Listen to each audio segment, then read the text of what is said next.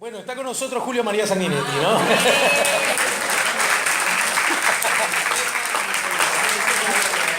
No se habían dado cuenta. No, porque Sanguinetti auténtico arrancó ya, ¿no? Y bueno, está bien. Para que, Pepe, quizás un poquito más alto el volumen del presidente. Bueno, buenísimo que arranquemos así.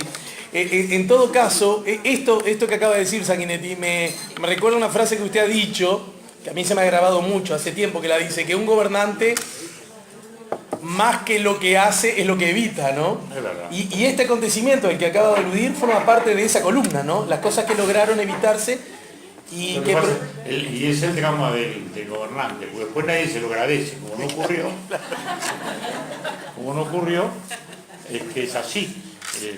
Pero son crisis distintas, ¿no? Porque la del 85 era de nuestros bancos, ¿no? La del 2002 era de los bancos argentinos. O sea, esa la importamos, ¿no? La del 85 era tal, pero era tremenda, era el 70% de los bancos, ¿no? Estábamos todos celebrando la democracia, esto, el otro. Yo lo recuerdo muy bien eso, porque era la angustia que tenía. Estábamos hablando en el Parlamento y seguro, yo como no leo tengo que concentrarme un poco en los discursos, ¿no? Y cada tanto me venía de aquí, ay, si mañana pasa algo con los bancos, ¿no? Porque ya tenía clara la información, me la habían dado, de que estaban prácticamente el 60% de los bancos quebrados. Y había que, bueno, celebramos la democracia, al día siguiente se empiezan a caer los bancos, no sé lo que pasa. Bueno, felizmente después la fuimos llevando de a uno, primero fue el banco italiano, después fue el otro, después la fuimos llevando y la fuimos gambeteando, ¿no? Ahí salimos vivos. La otra se vino de golpe, vino de la Argentina y seguro tenía un tamaño mayor porque venía de allá, se arrastró. Eso fue un desastre, pero bueno, así son las cosas. Quiero decirles, si bien como siempre ocurre por protocolo, siempre les recuerdo, además de agradecer vuestra visita, dar 2 o 3 informaciones, una a propósito del funcionamiento. Todos ustedes tienen 2 papeles, uno en blanco que le permitirá a ustedes escribir la pregunta a nuestro invitado si así lo desean, uno con un número, uno no, bueno, si no tienen virome la pueden pedir. Ya para otro ciclo procuraremos dar la virome también. Bueno, y la otra cosa que quiero decirles es que también tienen un número en el que les permitirá participar del sorteo que haremos al finalizar la charla.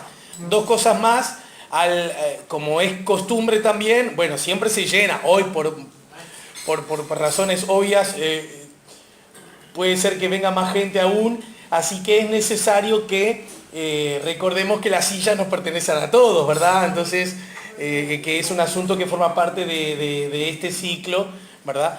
Y que forma parte de nuestra característica. Hoy además, en el cierre del ciclo, en lo que va de este año, como siempre cerramos en noviembre, y nos resta nada más la actividad de los jueves, Cambalache Notariado, será el conductor, actor, carnavalero, Luis Carballo, el que esté el jueves con nosotros, 4:30 de la tarde. Bien, Nelsito, cuando puedas, para mi amigo Nelson, un café para el presidente y para mí. Ya lo iba a pedir. Bien. El presidente es el que está de gris. Hay regalos para todos. No, y el café de acá que nos trae Nelson, una maravilla. Bueno, el libro, lo que nos convoca hoy, es el último libro de Julio María Sanguinetti. Está editado por Taurus. Muchas gracias, Random House, Mondadori, porque nos envió 3 ejemplares para que sorteáramos al finalizar la charla. Así que estén atentos. Ya está en su segunda edición. Es El cronista y la historia. ¿Este es la segunda o de la primera? Ese me parece que es la primera, pero no estoy seguro. A ver. ¿Qué es la primera? Sí. La primera. Bien. En todo caso, a mí me gustaría, Sanguinetti, que a propósito de, que obviamente vamos a hablar del libro, allí usted hace algún comentario acerca de un asunto que a mí me parece fascinante por sí mismo y en todo caso más fascinante aún de la forma interesante como lo plantea usted, que tiene que ver con la distinción de 2 conceptos que son como primos hermanos, andan cerca pero son distintos, y tiene que ver con la historia y con la memoria, ¿no? Son definitivamente cosas distintas. Usted de alguna manera se apoya en esa baldosa para iniciar como excusa este recorrido, ¿no? Bueno, el recorrido empieza justamente en historia y memoria, porque en los últimos años, no solo en el Uruguay, ¿no?, ha habido mucha sobrecarga de memoria, y la memoria termina afectando a la historia en la medida en que se las confunda. La memoria es subjetiva, la memoria es un recuerdo personal, es el recuerdo que tiene una persona o un grupo de personas. La historia es un proceso de reconstrucción más complejo, que tiene que nutrirse de varias memorias, ¿no? La memoria de uno, la memoria del otro. Las memorias incluso suelen ser contradictorias. Claro. Normalmente son contradictorias las memorias, ¿no? Y una historia que pretenda hacerlo tiene que traer a colación justamente memorias diversas, tratando de que por encima de todo predomine la dignidad de los hechos, ¿no? Porque los hechos, esos son incontrovertibles. Luego vendrá la memoria que uno tenga del hecho, ¿no? Eso es lo que pasa nos pasa en la vida diaria, ¿no? Si vemos en la esquina ahora un choque, bueno, el choque es el hecho. Lo importante es no desconocer el hecho. El hecho fue el choque. Ahora, usted lo va a ver de un modo, yo lo voy a ver de otro. Usted va a decir, no, y cruzó con la amarilla, no, para mí cruzó con la roja. Lo vamos a ver, esas son las diversas memorias. El tema está en que a veces, al sustituirse la memoria por la historia, terminamos ignorando el hecho. Y eso es el peligro, el riesgo que ocurre cuando se confunde, sobre todo luego de los periodos de confrontación, de las guerras, de los enfrentamientos en que se confrontan, digamos, memorias muy distintas, memorias muy enfrentadas, ¿no? Si uno piensa, se nos ha dado en el pasado y se nos sigue dando en el pasado más reciente y se nos sigue dando hoy. Para la historia es una reconstrucción, y además imprescindible, porque a veces la gente piensa que la historia es un pasado congelado, está allá, entró en el freezer y no es así. La historia la tenemos adentro, nos guste o no nos guste, nos demos cuenta o no nos demos cuenta, Por algo los pueblos se van diferenciando, ¿no? Uno mira Argentina, Uruguay, y somos iguales aparentemente. Sin embargo, respondemos a historias distintas que nos han hecho distintos. ¿No? Por ejemplo, A pesar de que el origen de pronto fue muy parecido, ¿no es cierto? No, muy parecido, no, fue igual. Éramos los mismos, exactamente los mismos. Éramos los mismos españoles que estábamos... acá ya hubo un poquito más de portugueses en la época colonial, pero no, en Buenos Aires. Naturalmente, lo que es el norte argentino, Córdoba, etcétera, era más evolucionado, porque tuvo universidad hace 400 años, ¿no? Nosotros ni existíamos, pero o sea que éramos el mismo origen. Después las inmigraciones fueron muy parecidas, ¿no? Pues la primera inmigración italiana que viene era muy parecida, era genovesa también, Zeneise, como dicen los de Boca, claro, ¿no es verdad? Y como son los ancestros míos y de Marta, claro, que somos de mayoría de la Liguria, digamos. ¿Cuál era el presidente que le decía a usted, el genovés? ¿Cuál? ¿Qué presidente, amigo suyo, se refería a usted como el genovés? Ah, sí, más de uno. Pero tú me decías el florentino, ¿no? El que me dice el florentino es la calle, porque dice, no, vos no sos genovés, vos te buscás siempre la vueltita como los florentinos. Corren por cuenta de entonces, éramos iguales, sin embargo nos fuimos diferenciando. Por ejemplo, para señalar una cosa que todos entendemos, acá no hubo peronismo. Y el peronismo sigue siendo dominante en la vida argentina, de un modo u otro. Acá no lo hubo. Y eso solo se explica en la historia. Por eso digo, por acá cito, en esta contratapa que yo escribí, una cita de Marlowe, que es un gran historiador francés, un pilar, que dice: la incomprensión del presente nace fatalmente de la ignorancia del pasado.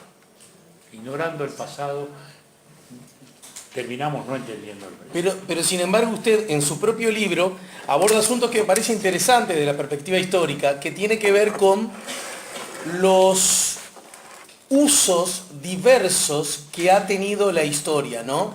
De hecho, cita a los propios romanos acerca de qué consideraban ellos que era la historia. Lo digo porque... Cicerón decía la historia maestra de la vida. Los romanos usaban la historia como magisterio, ¿no? Tomar las grandes historias, claro, los grandes hombres, los episodios relevantes para ejemplificar, para hacer, digamos, pedagogía. Lo cual también han hecho todas las naciones, eso se sigue haciendo. Lo que pasa es que no podemos agotar la historia en eso, ¿no? O sea, las historias patrias normalmente tienen eso, también a veces se pasan de patriotismo, digamos, ¿no? Y entonces terminamos haciendo no patriotismo, sino patrioterismo, ¿no? Es la versión deformada del patriotismo, digamos, ¿no? El patriotismo es un sentimiento de amor, es un sentimiento de pertenencia. El patriotismo simplemente es la adhesión, el cariño a un lugar, a una sociedad, a una familia, a un paisaje, hasta un paisaje, digamos así. El patriotismo es el afecto, es el cariño. Ya el patrioterismo es cuando eso se usa frente a otros, ¿no? Claro, como la patología de, ¿no? Como la patología de. Que el nacionalismo, que es también, digamos, una actitud racional, a veces se va más allá cuando entramos justamente en que nosotros somos mejores necesariamente que nosotros. Claro. Que es lo que tenemos que cuidarnos a veces en el fútbol, ¿no? Cuando juegan las elecciones, digo, hay que cuidarse un poquito a veces, ¿no? Porque decimos... En todos los órdenes de la vida. Bueno, entonces esa es la historia. Por eso usted... Pero el uso de la historia es histórico, digamos, ¿no? Está siempre. Y el abuso de la historia, desgraciadamente, también.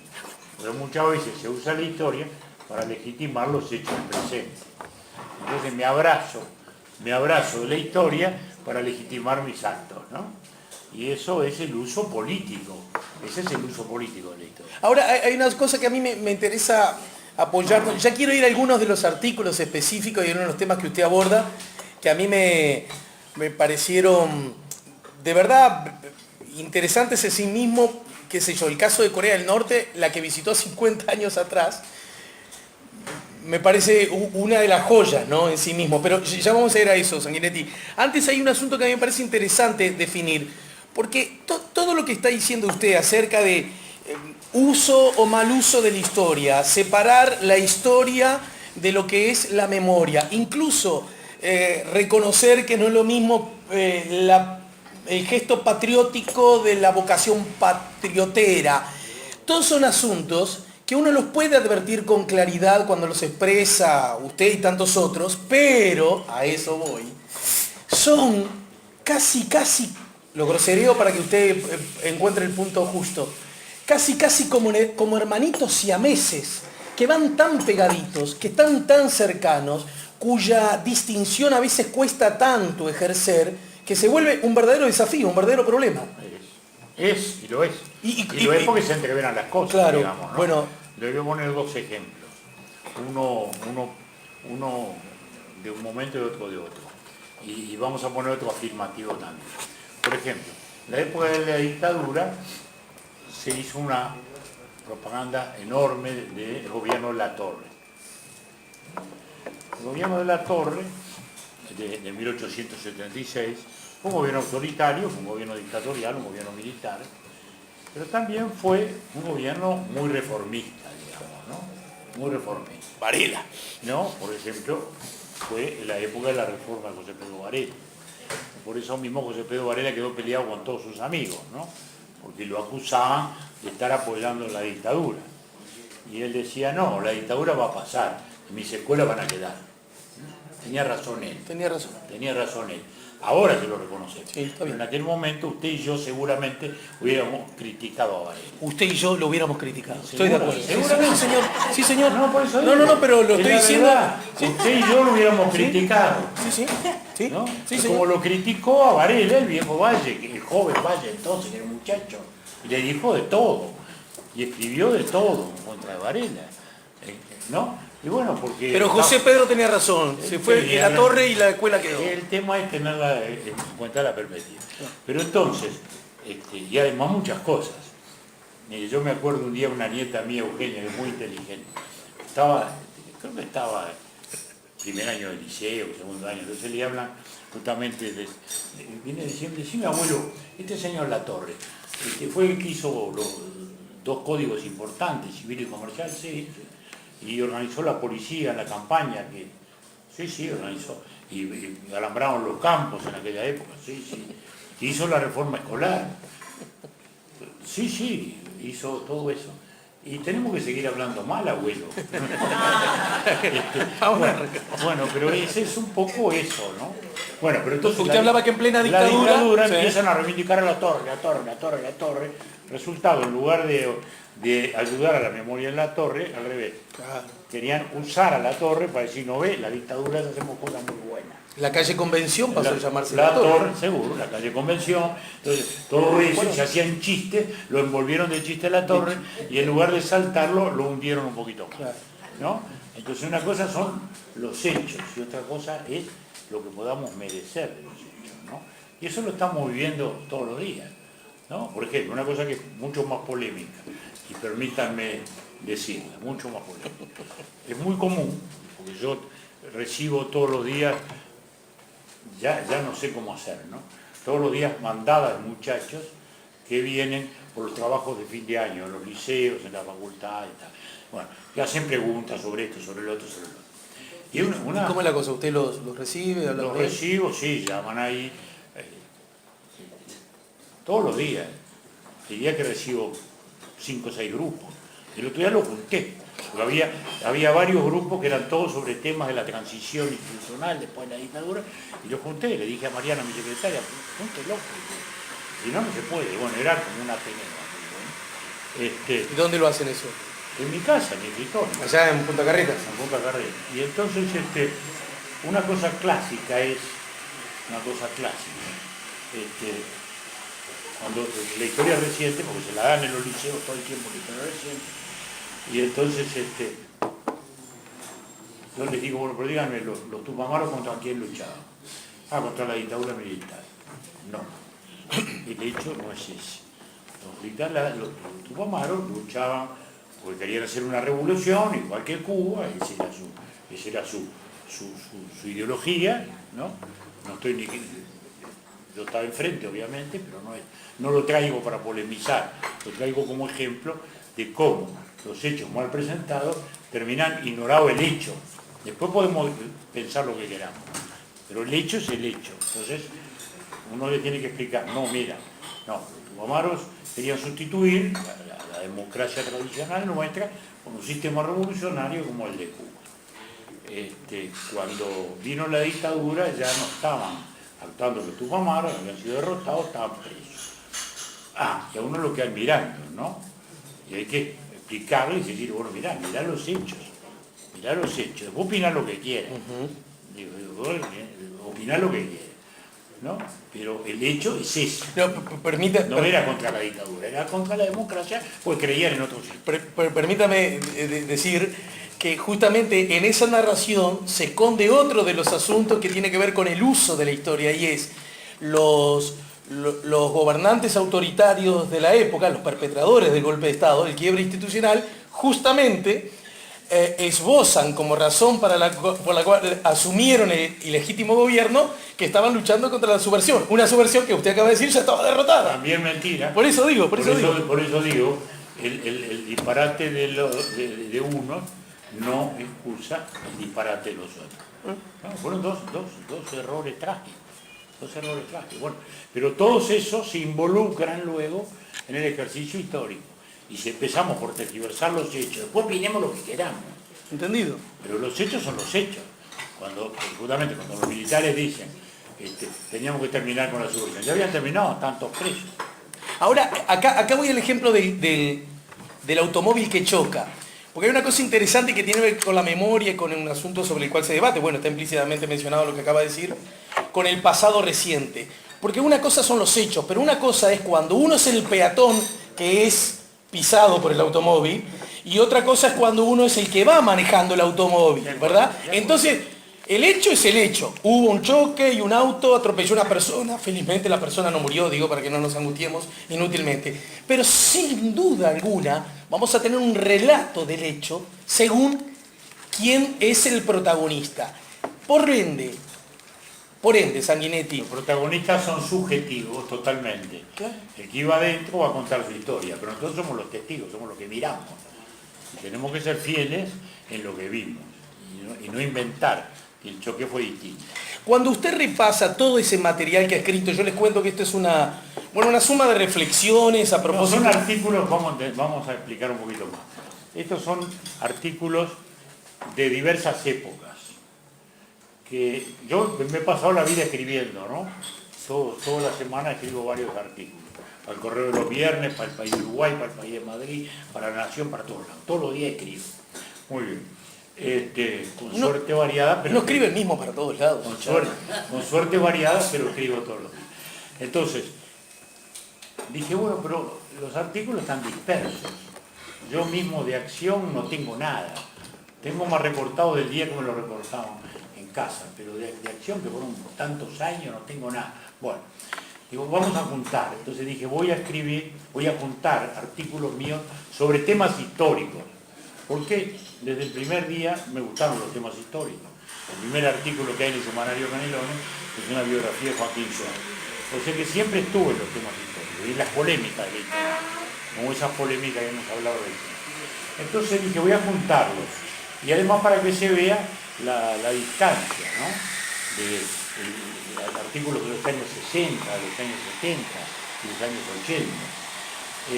Y ahí lo junté por temas, ¿no? Entonces hablamos justamente de la historia y la memoria y la historia, las raíces de la República, ¿no? La nueva leyenda negra, que es la de Rivera, la República laica, bueno, todas esas cosas, quiénes somos, todas esas cosas, bueno. Y entonces junté, pero artículos de muchos años, a veces son del año 60, a veces son del año 70. ¿Y qué me pasó ahí? Que me encontré también con artículos que habían sido de periodismo de actualidad, pues yo era cronista, y había estado en el año 59 en Cuba, cuando la revolución, cuando asume Fidel Castro, en julio del 59, Fidel Castro asume como primer ministro del gobierno. Fue fecha de su cumpleaños antes de ayer, ¿no? Lo digo porque usted le conoció bien, ya trabó cierta amistad, ¿no es cierto? Bueno, se puede decir que sí, aunque estábamos de lados contrarios, ¿no? Y él me decía, tú eres mi conservador predilecto. Digo, yo conservador y vos conservaste 50 años el poder y no sos conservador, seguís siendo revolucionario, ¿no? Digo, está bárbaro, ¿no? Estuve en Cuba, estuve en Corea, y un poco lo que hablábamos hace un rato, ¿no? En Corea del Norte. Mañana el año que viene se cumplen 50 años de esa visita, ¿no? Exactamente, 50 años. Bueno, y gobernaba el abuelo del actual chico de este engendro extraño que tenemos ahora, que amenaza con los misiles y con todas las cosas. Muy bien. Hoy estamos en una pelea de adolescentes, ¿no? Un adolescente más o menos joven, un adolescente más o menos viejo que está en Estados Unidos, y se pelean como si tuvieran 15 años los dos, ¿no? Y se amenazan y tal. Yo me horrorizo, ¿no? Que semejante país como Estados Unidos, el país más importante del mundo, políticamente, militarmente, culturalmente, tenga un presidente tan así, ¿no? Por Twitter, todo el día, por Twitter. Y se pelea con ¿no? Y se amenaza. Yo no sé, un presidente de un país no puede amenazar. Bueno, pero lo importante era que estaba el abuelo. El abuelo era el gobernante. Y el régimen era de una magnitud tal de totalitarismo que uno parece increíble, ¿no? Entonces, de cada episodio de estos, yo había escrito 4, 5, 6 notas. Y elegí una para publicar acá, solo una, ¿no? Porque no iba a publicar todo. Y justamente la de Corea, la elegí por eso, por el título. Porque dice Corea, Vietnam, 3 puntos, Corea en signos de interrogación. O sea, la guerra de Corea que había pasado, la de Vietnam que había en ese momento, hace 50 años, Y, puntos suspensivos, Corea, porque ya estábamos en el lío con Corea, en la época del abuelo, al punto de que habían secuestrado un barco norteamericano llamado Pueblo, que desapareció. El barco lo secuestraron, nunca más nadie lo vio. Yo me acuerdo que pregunté 2 o 3 veces ahí, me miraban como un selenita, ¿no?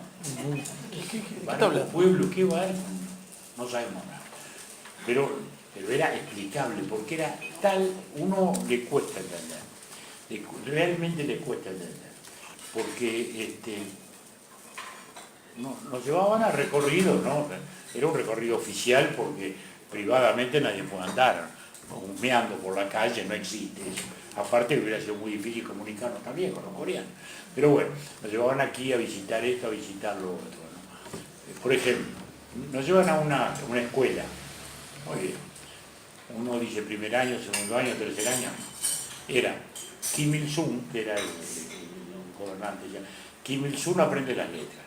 Eso era el primer año. Para nosotros, ¿no? Después decía, Kim Il-sung aprende los verbos. Kim Il-sung aprende a sumar.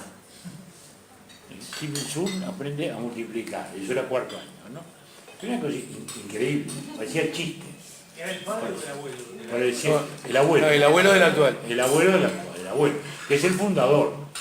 Porque Es una dinastía total. fue el, Es una dinastía total. No, pero una cosa, lo de total, en el estricto sentido de la palabra.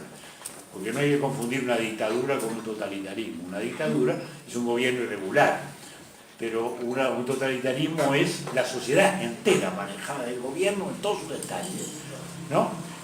Entonces es increíble. En el recreo salían los chiquilines y entonces ponían unas efigies de un soldado americano y un soldado japonés y todos los nenes a tirarle al soldado japonés y al soldado norteamericano. Bueno, nos llevan a una fábrica de ferrocarriles. Yo dije, bueno, y todo esto era el camarada Kim Il-sung y el camarada Kim Il-sung y el camarada Kim Il-sung, el que había inventado todo.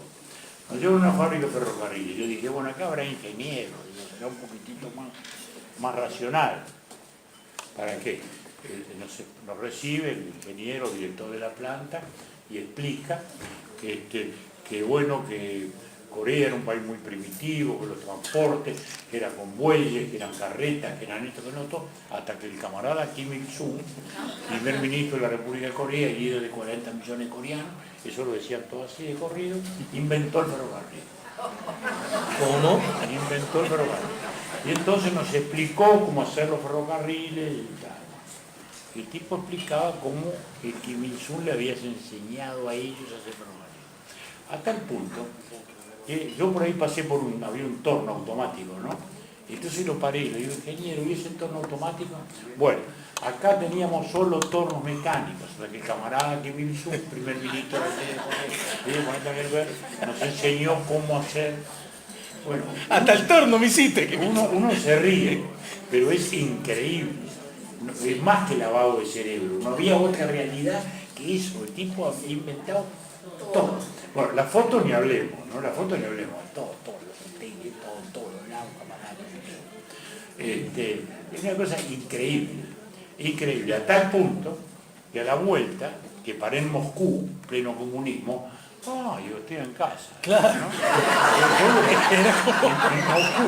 Sí, seguro que había restaurante, allá un cartel de teatro, un cine, digo, bueno.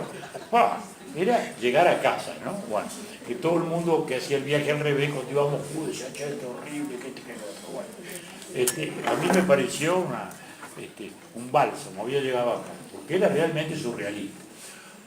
Tan surrealista como esos paisajes de los pintores surrealistas italianos, ¿no? Porque eran unas avenidas enormes, porque todo se construyó después de la guerra. Cuando la guerra no quedó nada, era todo aplastado, ¿no? Y entonces hicieron unas avenidas enormes y no pasaban autos, casi un auto cada tanto, ¿no? Mucha gente en bicicleta, sí, pero era toda una cosa muy extraña. Bueno, entonces, en ese clima se crió el papá del nene y el nene actual.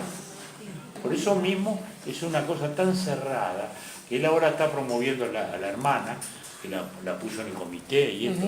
Nadie sabe ni cuándo nació, no se sabe la fecha de nacimiento, no se sabe cuándo estudió, no se sabe nada, ¿no? Porque es toda una cosa cerrada y tal. Es tremendo, ¿no? Es tremendo, y es yo diría que es como no es un país que tiene un ejército, es un ejército que tiene un país, ¿no? Porque es todo militarizado. A mí hay algo que en el contexto de leyendo ese artículo y escuchando más estas reflexiones, Sanguinetti, a mí me gustaría conversar con usted acerca de lo que podríamos llamar el proceso de la civilización humana, que tiene que ver con algunas cosas, a ver si logro explicarme. En alguna medida hay cosas que la civilización humana parece, por lo menos la occidental, parece haber alcanzado y del cual creímos que de ahí ya no nos bajábamos.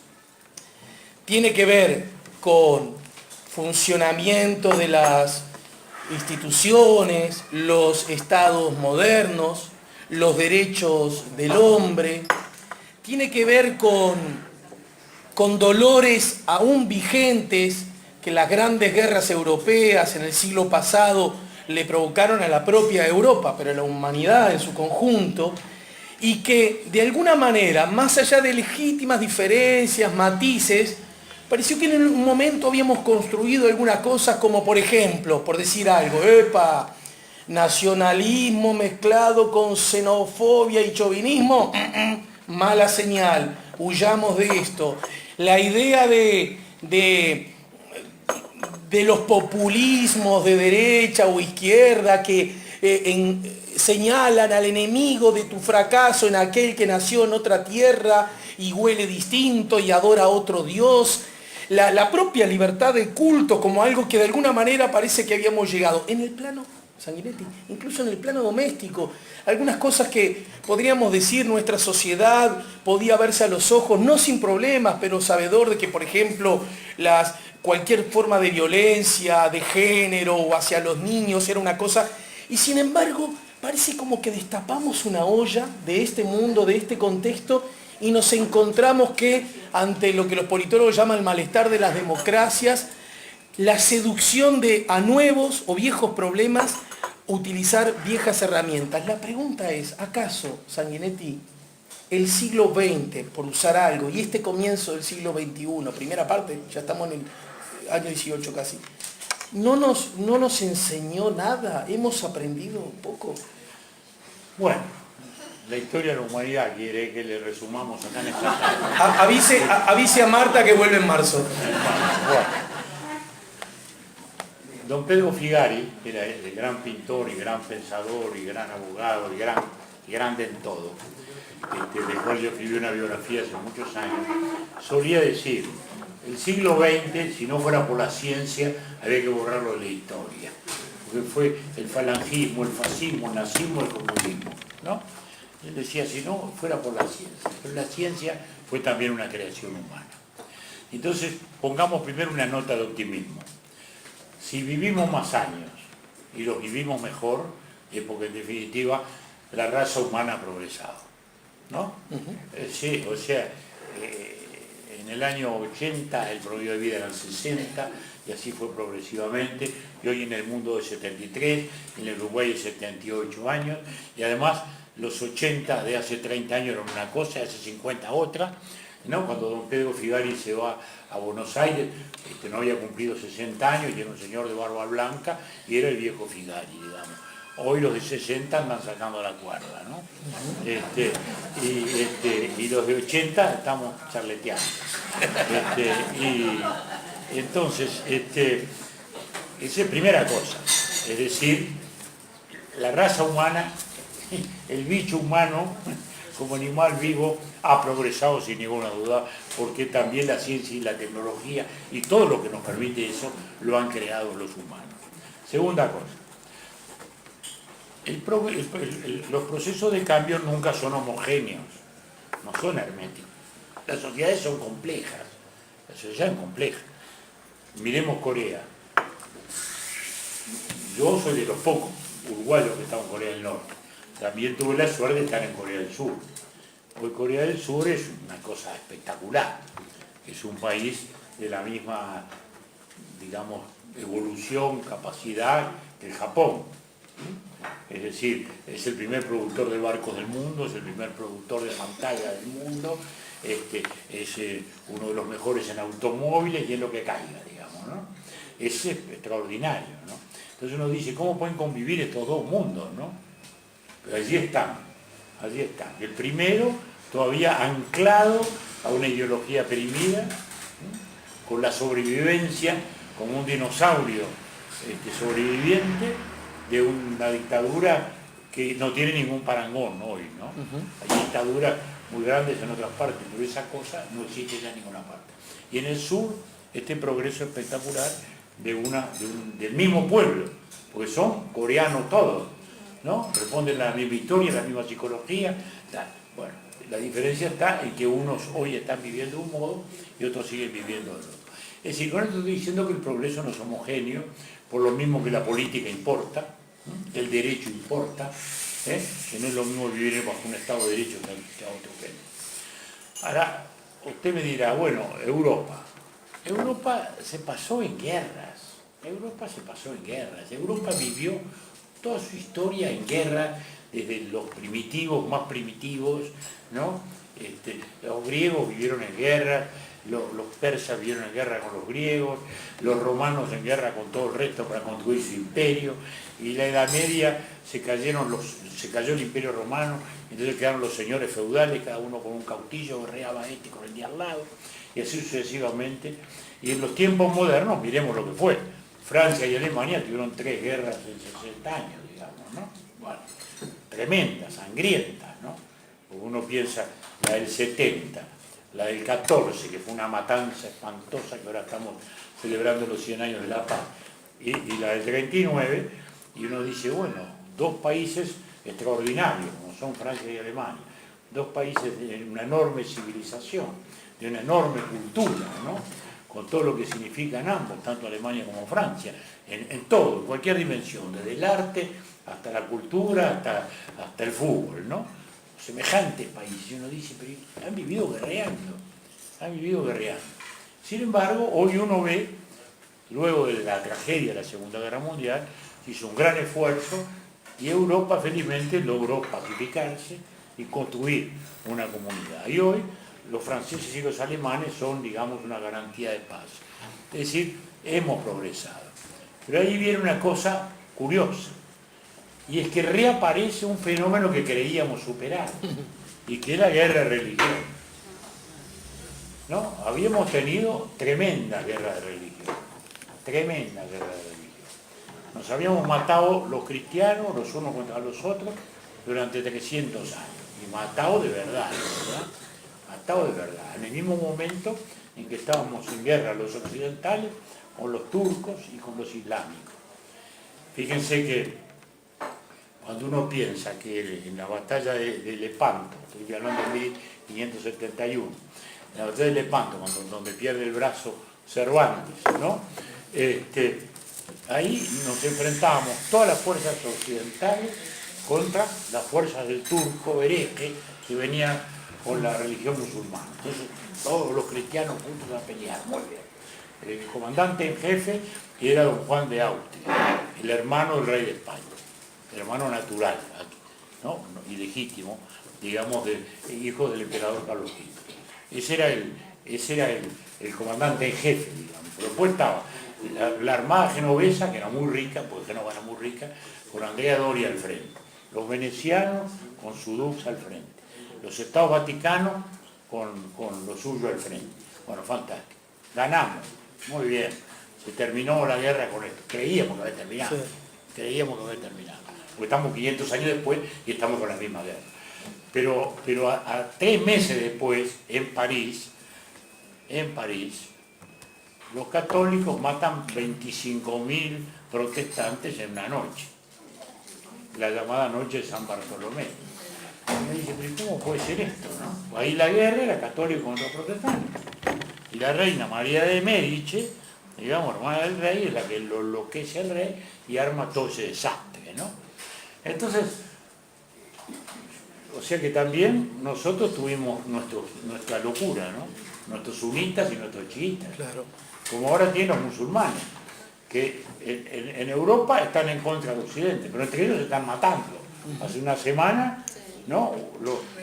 Los salafistas pusieron una bomba en una iglesia de ellos, en una mezquita, mataron 300 personas adentro de una iglesia, adentro de una mezquita. Sí, impresionante. Y dije, pero ¿cómo puede ser esto? Bueno, es también otra realidad. Entonces, nosotros superamos felizmente Occidente, y esa es una de las más grandes conquistas de Occidente, la construcción del Estado laico, con presencia religiosa mayor o menor, pero lo que se llama la secularización. Es decir, el ámbito de la religión se hace distinto al del Estado, digamos, ¿no? Entonces, o sea, aún los estados que tienen una religión oficial con libertad de cultos. Bueno, y eso fue una enorme conquista, un enorme progreso de Occidente. Pero ahora nos retrotraemos de nuevo a esos mismos conflictos.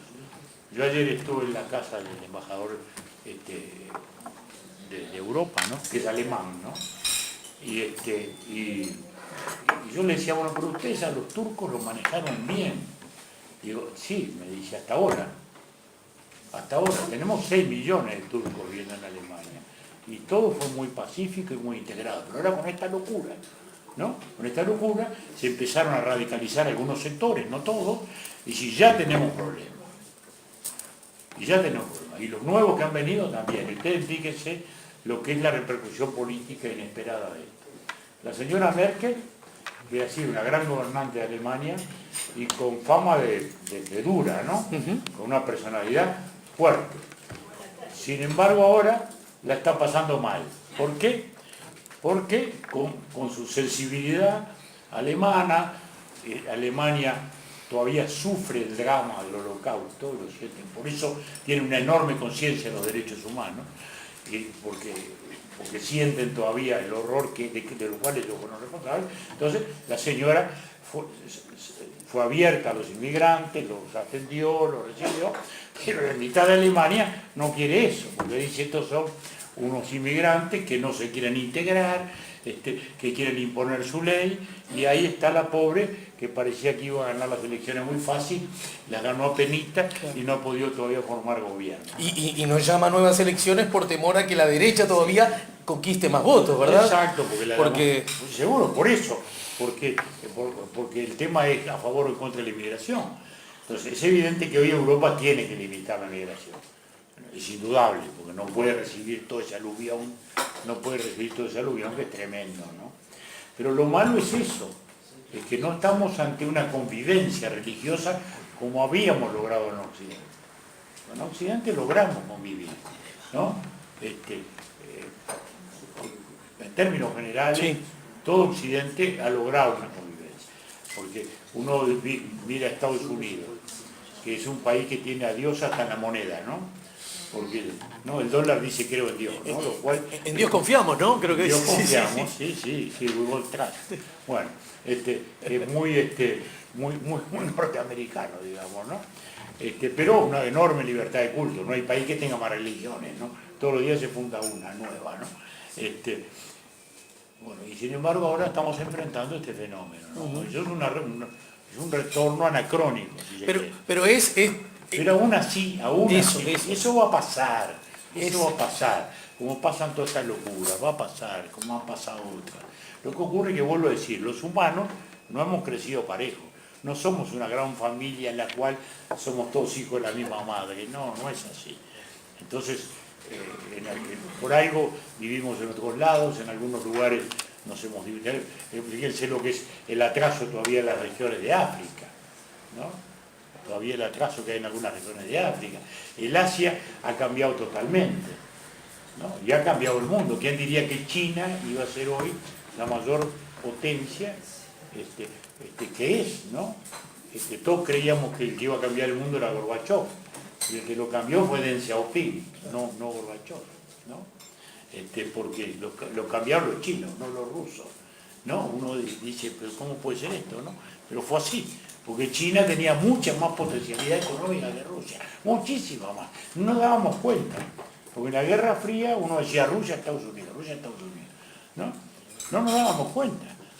Pasó, cuando se cae, digamos, el mundo soviético, viene Rusia, y los del Banco Mundial y todos ellos fueron a hacer las cuentas de la economía, lo que llaman las cuentas nacionales, y no podían creer, porque Rusia era menos que Brasil. Bueno, Rusia tiene un PBI menor que Brasil, justamente eso. Por eso, entonces decían, no puede ser.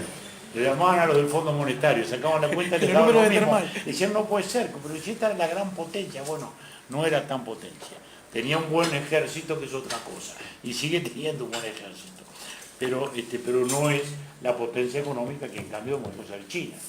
Y que ya China no es lo que pensábamos hace muy poquito. China, que a propósito, escuché ayer el presidente Vázquez señaló que es partidario del TLC con China, ¿no?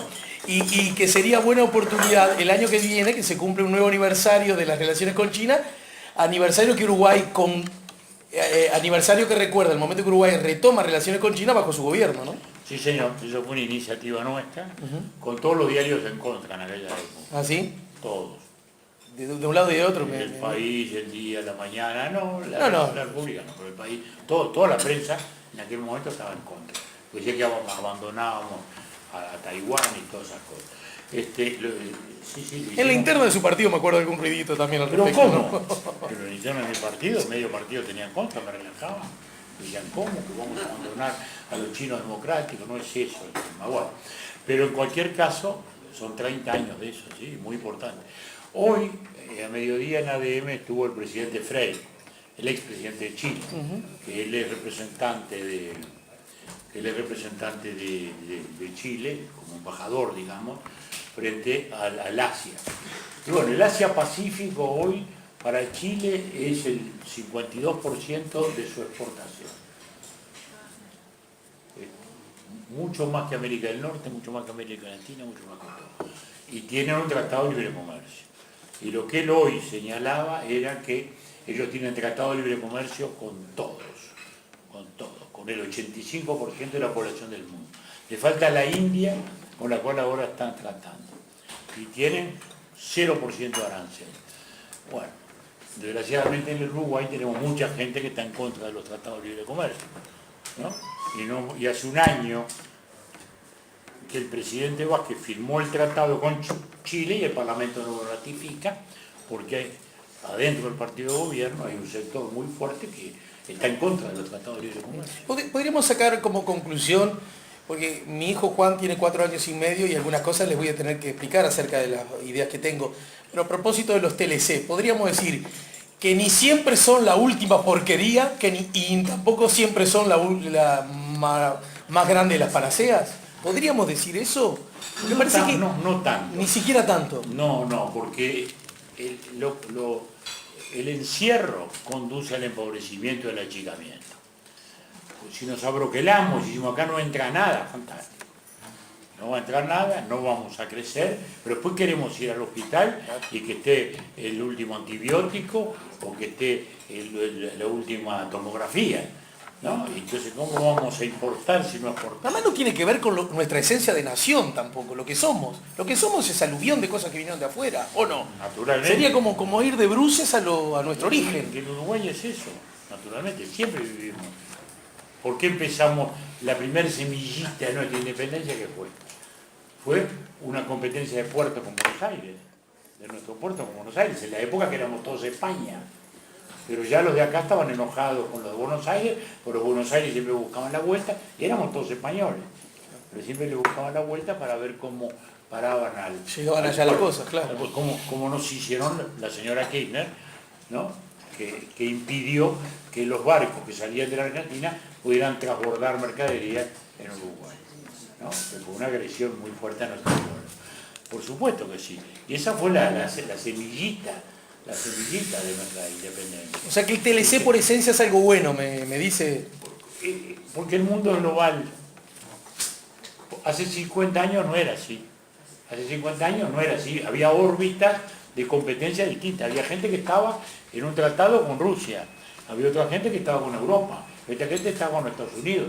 El mundo estaba fraccionado. Hoy el mundo está globalizado. Entonces las fronteras se volaron. Entonces la información vuela, las mercaderías vuelan, todo vuela. Y la globalización no es una ideología, es un hecho científico, tecnológico que desbordó todo. Ahora qué interesante, porque recién habló de Trump y de Cristina, y los dos, desde lugares presuntamente ideológicos muy distintos, reivindican el proteccionismo de algún modo, ¿no? Exactamente, igual que el PCNT acá, que opina lo mismo que Trump. Un solo corazón. Bueno, no, Es así. el PCNT es grande y crecido. El PCNT es grande y crecido, pero tengo entendido que el TLC con China no lo ve tan mal. No, por razones ideológicas también. Bueno, de Chile bueno, lo veo horrible. Entonces pará, no te sirve una idea. No, Sí, sí, sí. no, ellos son contrarios a todos los tratados de libre comercio, Ajá. a todos. El de China más o menos, es que es evidente que no es lo que opina el presidente Vázquez, ni el ministro Astori, ni el canciller Nin, el cual estuvimos ahora hace mediodía, Sí, ¿no? sí. No, esos son partidarios los TLC, ellos son en contra. Lo de China se estudia, lo de Chile ni se estudia, está en contra, no, pero eso es el atraso. Eso es el atraso. No, lo que quería decir, que esta idea del proteccionismo no es un patrimonio de izquierdas o derechas, porque Trump de comité de base tiene poco, y sin embargo es ese su Por discurso, eso, ¿no? porque es un discurso retrógrado, es un discurso absolutamente retrógrado. Él quiere volver a lo que era normal hace 50 años. El Uruguay también fue proteccionista en el año 50, porque eran economías cerradas, era otra cosa. Hoy es una economía, la abrió la ciencia, la abrió la tecnología, se saltearon las fronteras. Entonces hoy con el WhatsApp, y estamos hablando con el teléfono de todo el mundo, ¿no? Entonces la globalización no es una ideología, es un hecho que nos superó a todos. Y en consecuencia no se puede ir de la marcha atrás. Por eso que los TLC son inevitables. Trump, explotando los temores y los miedos al cambio, que son explicables porque una cosa de cambio tan acelerado, a todos los produce temores, ¿no? No, y objetivamente a un grupo de ciudadanos le ha ido mal en esta ola, ¿verdad? Y hay que saber a quiénes le va a ir mal, le va a ir peor, ¿no? Por eso que está el tema de la educación, ¿no? Porque el que no se prepare para ese nuevo mundo va a quedar rezagado, es así, no hay ninguna duda que es así. Entonces los TLC, buenos o malos, pueden estar mejor concebidos, pueden estar peor negociados, pero es inevitable la libertad comercial dentro de términos generales. ¿Por qué? Por la globalización, porque es un tiempo distinto. ¿Y por qué por qué China ha crecido tanto? Porque se abrió. China se abrió y miren lo que creció, miren Corea lo que creció. Entonces crecieron con libertad de comercio. Estados Unidos fue muy proteccionista también, en su tiempo. En los últimos años pasó a ser muy liberal por esto. Y ahora Trump, explotando temores, explotando prejuicios a la inmigración, echándole la culpa a los mexicanos, y todo ese tipo de cosas, soñando con una industria que no va a volver más a los Estados Unidos, ganó.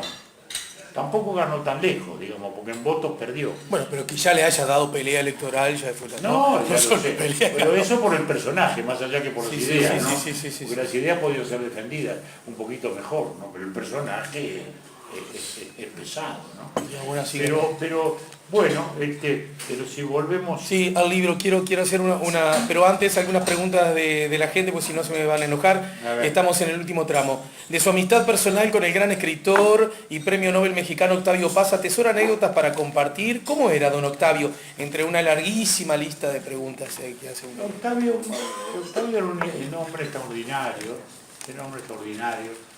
de una gran sabiduría. Es decir, fue el primer hombre de izquierda que se enfrentó a lo que era la Unión Soviética con su totalitarismo.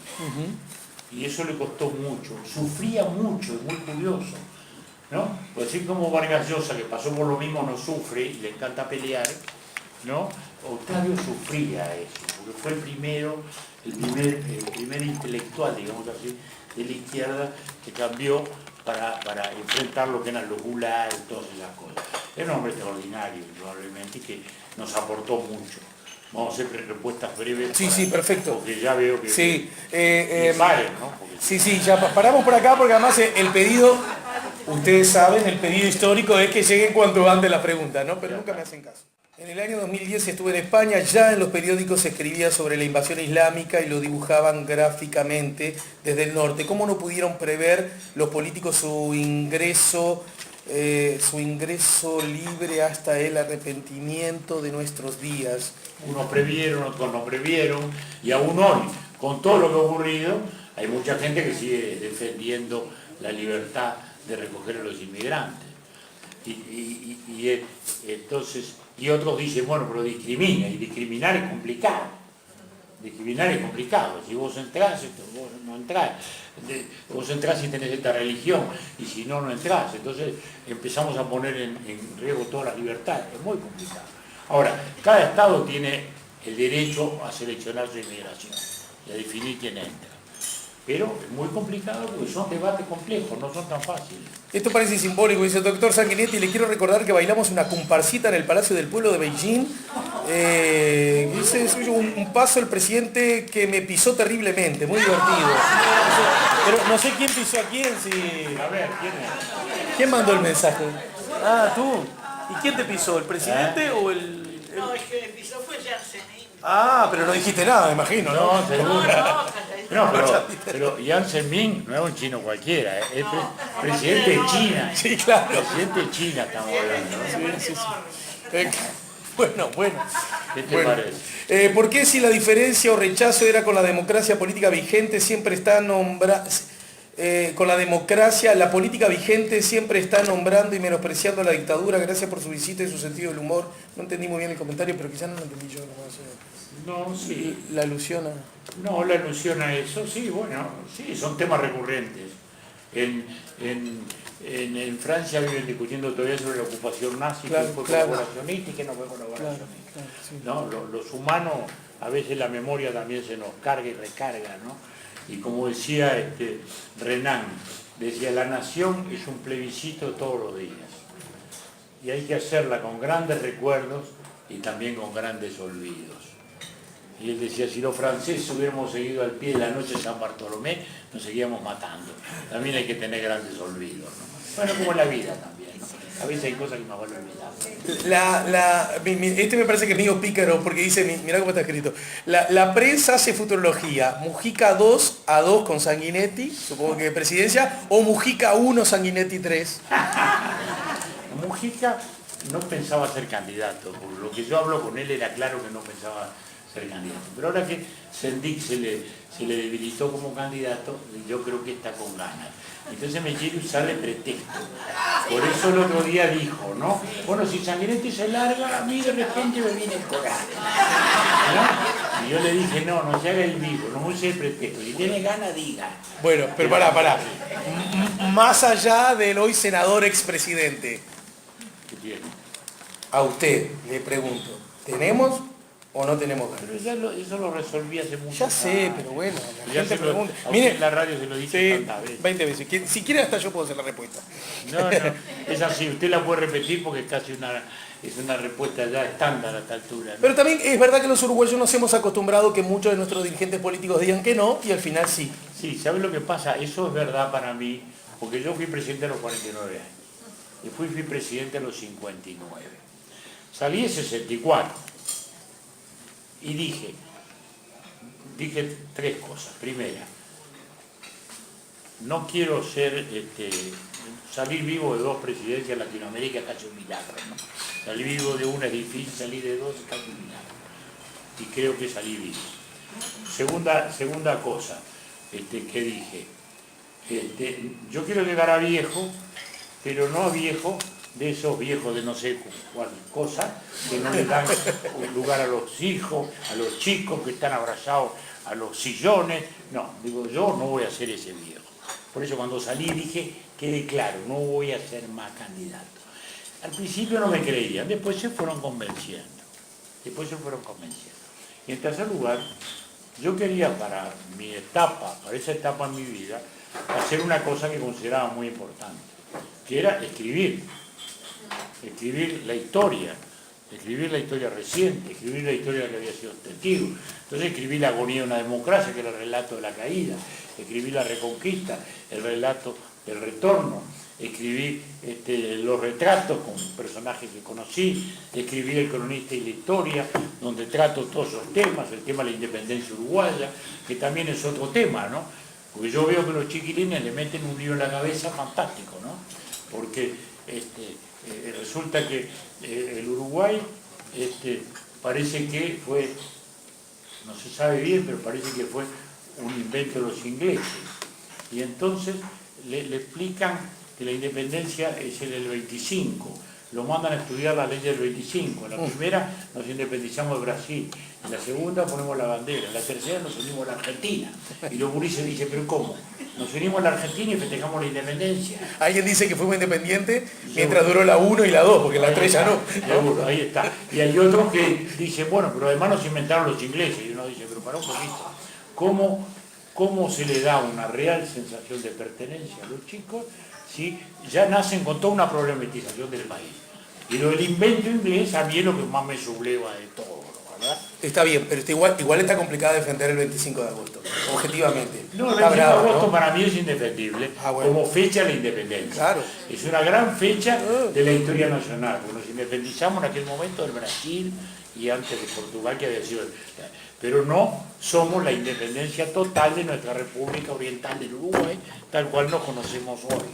Porque todavía en ese momento aspirábamos a integrar las provincias unidas del Río de la Plata, que ya entonces se llamaba Argentina. Déjeme... Entonces, pero yo lo que quiero decir, y ya termino, porque el alegato es importante. Porque yo, ¿por qué me indigno con los ingleses, no?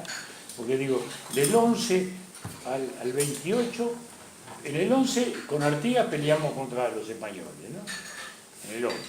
En el 14 y en el 15 peleamos con Artigas contra los porteños. Y en el 15 la batalla de Guayabo, que le gana Rivera a Dorrego, con los porteños. En el 20 los invaden los portugueses, peleamos con los portugueses en el 17. En el 20 peleamos con los portugueses. Ahí Artigas se va, en el 20. Pasamos a ser Portugal, después pasamos a ser Brasil, después nos independizamos salimos a hacer la guerra con Brasil. Tenemos la batalla de Rincón, la batalla de Sarandí, donde estuvieron todos nuestros caudillos, la batalla de Ituzaingó. Después estábamos ahí, llegamos al 27, al 28, la campaña de las misiones de Rivera, y ahí los brasileños que se convencen de que no había más remedio que hacer la paz. Entonces yo digo, ¿dónde estaban los ingleses en la campaña de la misión? ¿Dónde estaban los ingleses en Sarandí? ¿Dónde estaban los ingleses en Guayabos en el año 15? No, los ingleses sí, fueron los parteros de nuestra independencia, pero los parteros de una larga gestación. Y me permito, con todo respeto, sumar a lo que te dice una reflexión de alguien que usted también quiere y admira mucho, como yo le quise y le admiré. Estoy hablando de Lincoln Maistegui Casas. Gran amigo. Gran amigo.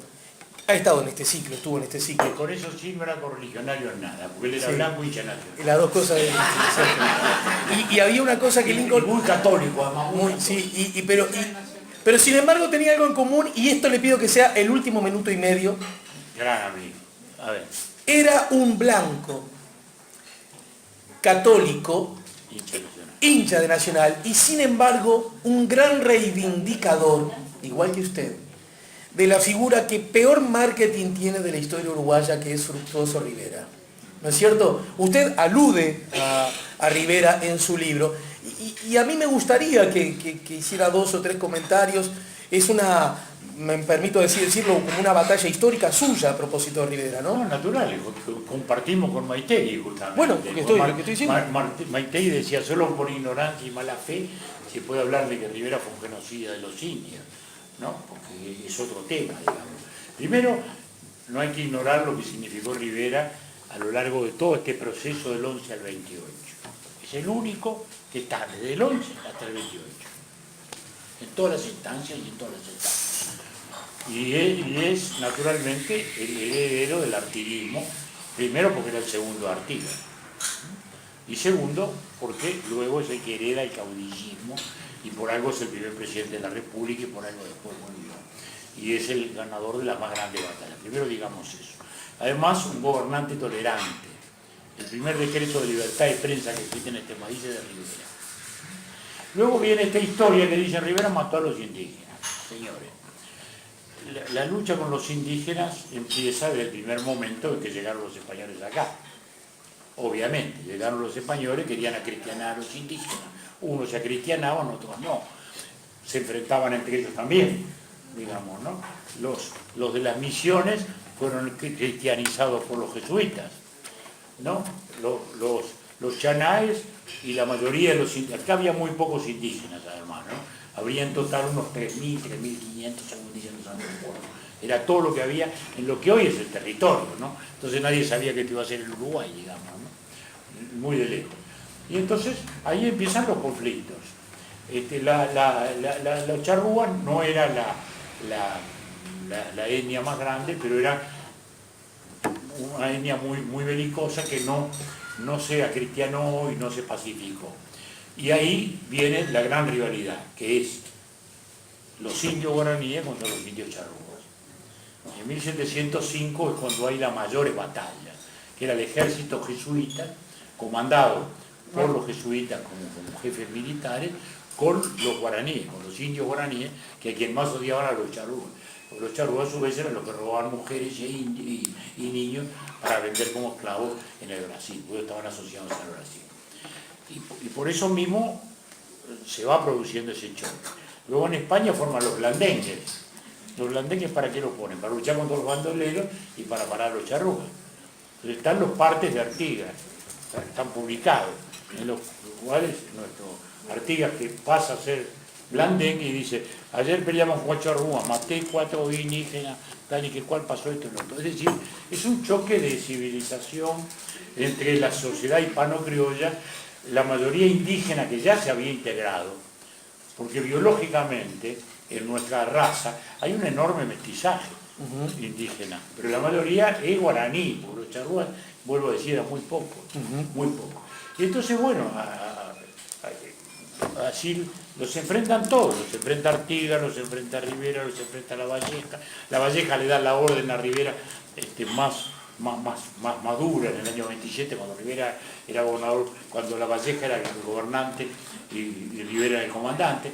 Es decir, es un choque de civilización.